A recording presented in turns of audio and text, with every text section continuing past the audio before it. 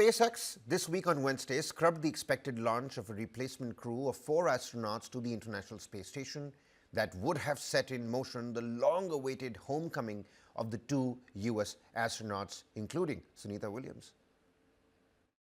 And that we can make a call in. 2 U.S. astronauts who have been stuck in space for 9 months will have to wait at least a few days longer to return home after SpaceX on Wednesday scrubbed the launch of a rocket carrying a crew that was meant to replace them, called the Crew-10.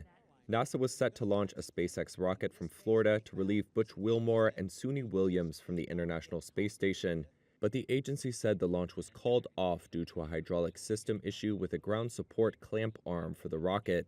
The astronaut pair has been stuck on the ISS for the past 9 months after NASA deemed that it was too risky for them to fly home on the Boeing Starliner craft they arrived on, which suffered propulsion system issues in space. NASA says Wilmore and Williams cannot leave until the new crew arrives in order to keep the ISS staffed with enough U.S. astronauts for maintenance.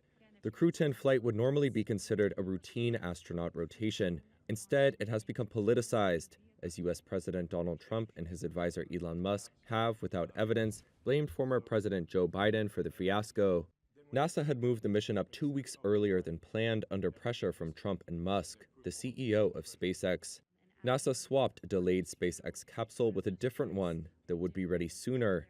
The agency now says that the next potential launch opportunity is no earlier than Friday evening, which would put Wilmore and Williams on track for a March 19th departure from the space station.